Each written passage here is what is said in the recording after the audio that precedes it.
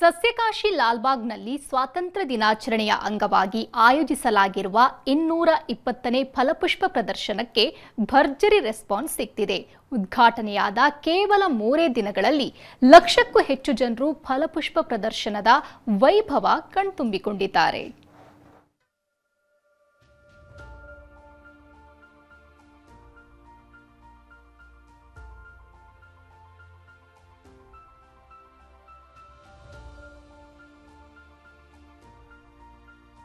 ರಾಶಿ ರಾಶಿ ಸೇವಂತಿಗೆ, ಬಗೆ ಬಗೆಯ ಗುಲಾಬಿ, ಆರ್ಕಿಡ್, ಹೊಸ ಲೋಕ, ಬಣ್ಣ ಬಣ್ಣದ ಹೂಗಳಿಂದಲೇ ನಿರ್ಮಾಣವಾದ ನಾಗರೇಶ್ವರ ದೇವಾಲಯ ಒಂದಕ್ಕಿಂತ ಒಂದು ಚಂದ.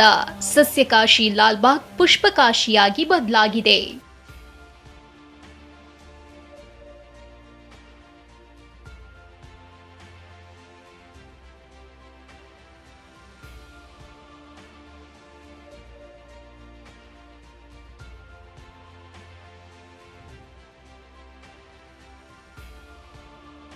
ಸ್ವಾತಂತ್ರ್ಯ ದಿನಾಚರಣೆಯ ಅಂಗವಾಗಿ ಲಾಲ್ಬಾಗ್ನಲ್ಲಿ ಆಯೋಜಿಸಿರುವ 220ನೇ ಫಲಪುಷ್ಪ ಪ್ರದರ್ಶನಕ್ಕೆ ಭರ್ಜರಿ ರೆಸ್ಪಾನ್ಸ್ ಸಿಕ್ಕಿದೆ.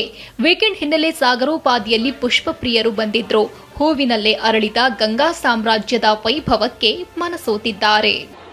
Very beautiful kind of flowers, ಎಲ್ಲ ಥರದ್ದು ಸೇವಂತಿಗೆ, ಎಲ್ಲ ಥರದ್ದು roses. Construction of this is very beautiful and orchids ಎಲ್ಲ ಥರದ್ದು ಆರ್ಕಿಡ್ಸ್, ಎಲ್ಲ ಪಾಟ್ಸ್ ಕೂಡ ಹಾಕಿದ್ದಾರೆ. ಆ್ಯಂಡ್ ದಟ್ ಸ್ಮಾಲ್ ಕ್ರಿಸ್ಯಾಂಥಮಮ್ ಸೇವಂತಿಗೆ ಎಲ್ಲ ನೋಡುವಾಗ ಒಂದು ಫುಲ್ ವೆಲ್ವೆಟ್ ಅಪಿಯರೆನ್ಸ್ ಆಗಿ ಕಾಣುತ್ತೆ. ತುಂಬ ಅಂದವಾದ ಒಂದು ಎಕ್ಸ್ಪೀರಿಯನ್ಸ್. ಕಳೆದ 3 ದಿನಗಳಲ್ಲಿ 1 ಲಕ್ಷಕ್ಕಿಂತ ಅಧಿಕ ಜನರು ಫ್ಲವರ್ ಶೋ ವೀಕ್ಷಿಸಿದ್ದಾರೆ. ವೀಕೆಂಡ್ ಹಿನ್ನೆಲೆ ಸಸ್ಯಕಾಶಿಯಲ್ಲಿ ಜನಜಾತ್ರೆಯೇ ಶುರುವಾಗಿದೆ. ವಿಶೇಷ ಸೆಲ್ಫಿ ಪಾಯಿಂಟ್ಗಳಲ್ಲಂತೂ ತುಂಬಿ ತುಳುಕ್ತಿದೆ.